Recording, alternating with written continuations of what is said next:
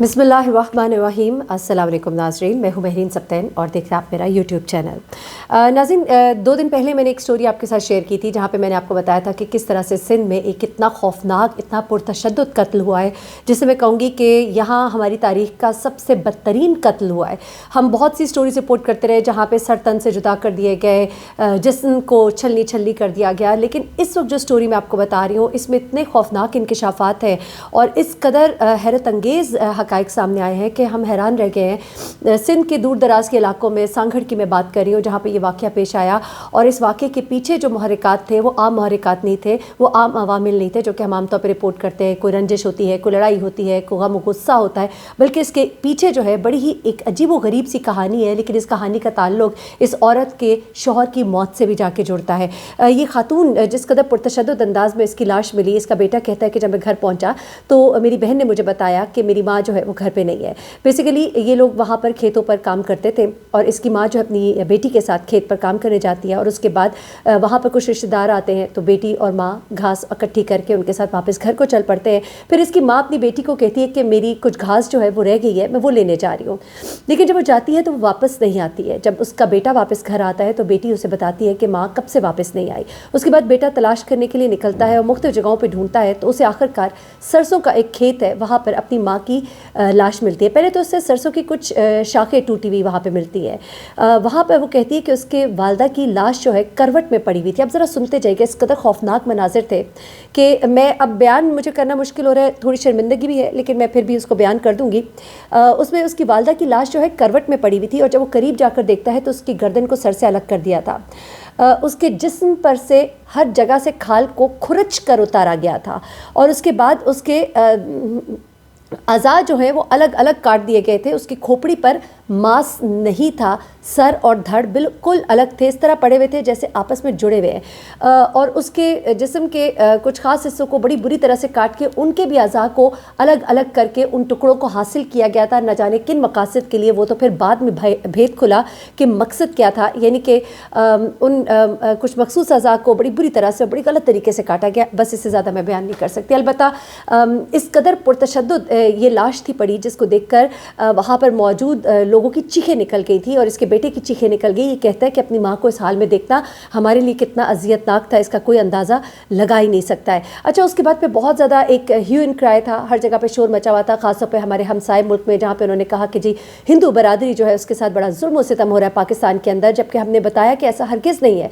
क्योंकि पाकिस्तान में माइनॉरिटीज़ का बहुत ख्याल रखा जाता है और जहाँ पर कमी कोताही होती है तो वो बहुत से और लोगों के साथ भी होती है, वो किसी एक ख़ास फ़िक्के या किसी एक ख़ास गिरोह के साथ नहीं हो रही होती। और बिला शक जहाँ पर हो रही हो उसका कला कमा होना चाहिए। अच्छा, इस चीज़ को बड़ा अच्छे से टेकअप किया बिलावल भुट्टो ने भी और पाकिस्तान पीपल्स पार्टी ने, और फिर वहाँ पे बहुत मुतहर्रिक हुए उनके एसएसपी, उनके तमाम जो इदारे हैं, और उसके बाद फाइनली वो उन लोगों तक जा पहुँचे। आपको याद होगा मेरी अगर गुज़िश्ता वीडियो आप देख सके तो मैंने उसमें डिटेल से बताया था कि किस तरह से जब इन्होंने तहकीक का आगाज़ किया तो इन्होंने जासूसी कुत्तों का भी इस्तेमाल किया। जासूसी कुत्ते जो है इनको सूंघते सूंघते एक घर तक ले गए थे। ये घर इनके रिश्तेदारों का था।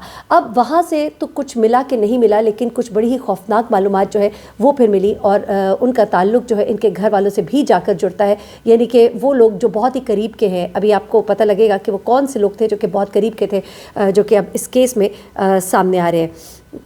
अच्छा जी, होता क्या है जनाब, कुछ इस तरह से एसएसपी सांगड़ है वो बताते हैं कि हमने कोई तकरीबन 100 के करीब अफराद को शामिल तफ्तीश किया। अच्छा, इनमें से 42 अफराद के हमने डीएनए भी लिया और हमने जियो फेंसिंग की। आपको पता है ये जियो फेंसिंग में क्या होता है कि उस सराउंडिंग के एरिया में जो मोबाइल इस्तेमाल किए जाते रहे, जो लोग आपस में कनेक्टेड रहे, साथ ही साथ इन्होंने जासूसी कुत्तों का भी इस्तेमाल किया। अच्छा, उसके बाद आखिरकार वो एक ऐसे शख्स तक पहुँचे जो कि एक जादूगर मशहूर था, जो बहुत से जादू करता था और लोग गलत कामों के लिए और अपने गलत मसाइल हल करवाने के लिए इस जादूगर के पास आम जाते थे। ये हिंदू बरादरी का ही एक जादूगर है और इसका नाम है भोपू।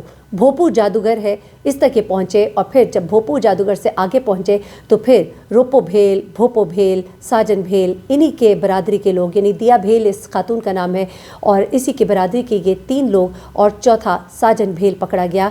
यानी कि इसमें मकतूला दिया भेल का भाई जो है एक दिया राम भी शामिल है, यानी कि इस जुर्म के अंदर उसका अपना सगा भाई शामिल है।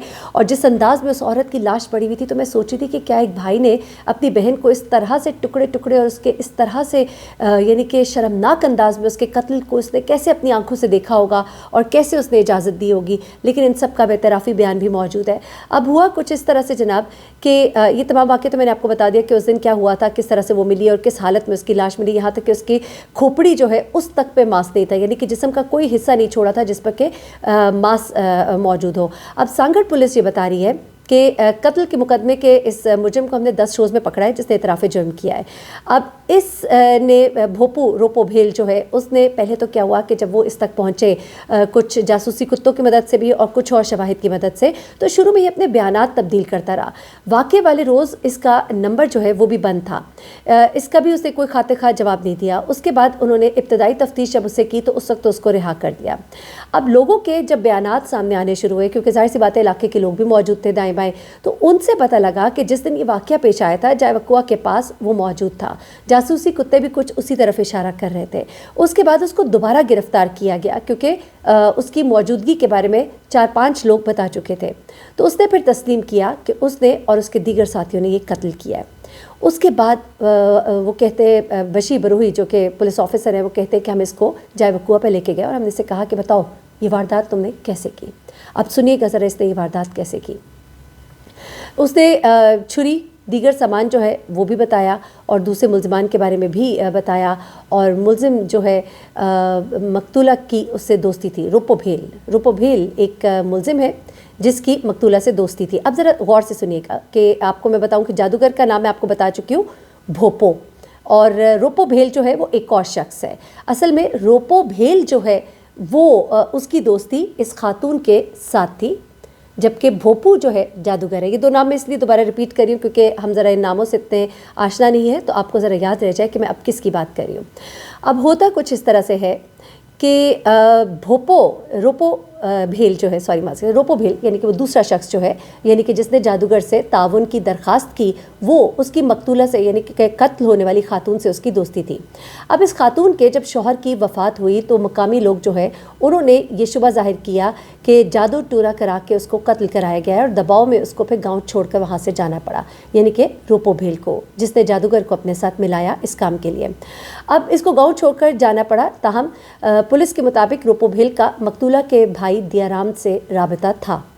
अब पुलिस के मुताबिक मुल्ज़िम ने ये एतराफ़ी बयान किया है। उसने कहा है कि दिया के दूसरे लोगों के साथ दोस्ती थी।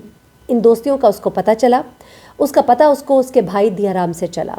दियाराम ने उसको बताया कि उसकी बहन की और लोगों के साथ भी दोस्ती है। वो एक के साथ तो शायद दोस्ती बर्दाश्त कर पा सकता था, लेकिन दीगर लोगों से उसकी दोस्ती उसको पसंद न थी। और बकौल रूपो भेल के यानी कि उस खातून के दोस्त के कि मैं जब ये बातें सुनता था तो मेरा दिल बहुत कुड़ता था कि किसकी वजह से मुझे अपना गाँव छोड़ कर जाना पड़ा, और वो जो है और लोगों के साथ दोस्ती किए हुए है, ये उसका कहना था। उसका कहना था कि उसकी इस हरकत पर उसका भाई दियाराम जो है वो भी बड़ा सीख पा रहता था। उसके बाद वो कहता है कि मैंने उसे कहा, उसे रोका कि दूसरे लोगों से दोस्ती ना करो, लेकिन वो ना मानी। जिसके बाद वो कहता है कि मैंने कत्ल करने का फ़ैसला किया, जिसमें दिया के भाई ने उसका साथ दिया गैरत के नाम पर। अब वो कहता है कि दिया भेल के चेहरे और जिस्म से उतारी गई खाल जो है वो जो जिस्म से उतारी गई खाल थी, क्योंकि सारे चीज़ें चाहिए होती हैं आपको पोस्टमार्टम के लिए भी, उसके अलावा आपके जो शवाहिद होते हैं उनकी बुनियाद होती है वो सब कुछ, तो खाल अभी तक मिल नहीं पाई। उसकी वजह क्या है ज़रा वो भी सुनिएगा। असल में ये खाल जो है उन्होंने जिस वक्त उतारी थी उसके जिस्म की, तो उसको उतार कर कहीं छुपा दिया था। ये खाल जो है ये बड़ी ही इंपॉर्टेंट होती है, बड़ी ख़ास होती है, बहुत ही कीमती होती है उस जादूगर के मुताबिक, भोपू के मुताबिक, जो इनके साथ इस कत्ल में शामिल हुआ था, क्योंकि उसको उस औरत के जिस्म की वो खाल चाहिए थी। और इस खाल को ये जादूगर जो है यानी कि और ये 4 जादूगर है जिसके साथ शामिल है। ये एक जादूगर नहीं है, भोपू के अलावा 4 जादूगर और है। टोटल 4 जादूगर है। एक वो शख्स है जो कि दिया का दोस्त था, यानी एक दिया का दोस्त, एक इसका भाई, और उसके अलावा 4 जादूगर। ये टोटल 6 लोग हैं जो कि इस कत्ल में मुलव्वस है। अब इन जादूगरों के लिए ये खाल बहुत ही इंपॉर्टेंट थी, इसलिए इस खाल को इन्होंने पहले की छुपा दिया था, कि दबा के रख दिया था। इन जादूगरों की सोच के मुताबिक कि जो भी इन्होंने मनफी नेगेटिव जादू करना होता है या किसी की ज़िंदगी को नुकसान पहुँचाना होता है, इसमें जो इंसानी खाल होती है ये बहुत ही कीमती होती है, और अगर ऐसी नायाब खाल इन्हें मिल जाए तो इनके जादू में बहुत रंग आ जाता है और बहुत ही इनका जादू जो है ये खुल कर इस्तेमाल कर सकते हैं। इसलिए उन्होंने इसे अलग किया और सोचा कि बाद में आकर इसे ले जाया جائیں گے. دوسرے روز یہ جب آئے ہیں وہ کھال لینے کے لیے تو کھال انہیں نہیں ملی. ایسا لگتا ہے کہ شاید کھال کوئی اور یا تو لے گیا اپنے انہی مقاصد کے لیے, شاید کوئی اور بندہ بھی ہو جس کی نظر ہو ان کے اس سارے مرڈر کے اوپر, یا پھر یہ بھی کہا جا رہا ہے خدشہ ہے کہ کھال جو ہے وہ جانور کھا گئے. تو لیکن چونکہ انہوں نے کھال کو دفنا کے رکھا تھا تو ایسے میں کھال جو ہے اس کا غائب ہونا جو ہے وہ بھی ایک کوشچن مارک ہے. تاہم جو بھوپو جادوگر ہے اسی کی نشاندہی پر اس خاتون کے سر کے بال جو ہے وہ مل گئے ہیں. اس طرح سے یہ قصہ جو ہے اپنے اختتام کو پہنچا. بھی اس میں شاید مزید باتیں بھی اور نکل کر آئیں گی, لیکن ایک جواب ہے ان لوگوں کو جنہوں نے بہت زیادہ سوال اٹھائے تھے ہمارے ہمسائے سے کہ پاکستان میں یہ ہوتا ہے وہ ہوتا ہے. تو ہم نے تو اس معاملے کو بہت جلدی حل کر لیا. وہاں پر بھی دلت برادری اور بہت سی برادریاں ہیں, جو چھوٹی برادریاں ہیں, ان کے بہت سے مسائل ہیں. تو میرے خیال سے پہلے ان کو حل کیا جائے. یہاں پر تو یہ ایک واقعہ ہوا اور دیکھیے ماشاءاللہ 10 دن کے اندر اس کو انجام تک پہنچایا گیا. بڑا خوفناک واقعہ ہے اور ہمیں چاہیے کہ ہمیں ان واقعات کو بھی رپورٹ کریں. میں نے دیکھا کہ کسی نے اس واقعے کو اٹھایا نہیں, لیکن اللہ کے فضل سے یہ اپنے انجام کو پہنچا. ایک دردناک کہانی جو شوہر کے قتل سے شروع ہوئی, مبینہ قتل ہم اسے کہہ سکتے ہیں, اور پھر اسی خاتون کی موت کے ساتھ اس کا اختتام ہوا اور ملزمان بھی پکڑے گئے. اپنا بہت خیال رکھیے گا, دعاؤں میں یاد رکھیے گا. اللہ حافظ.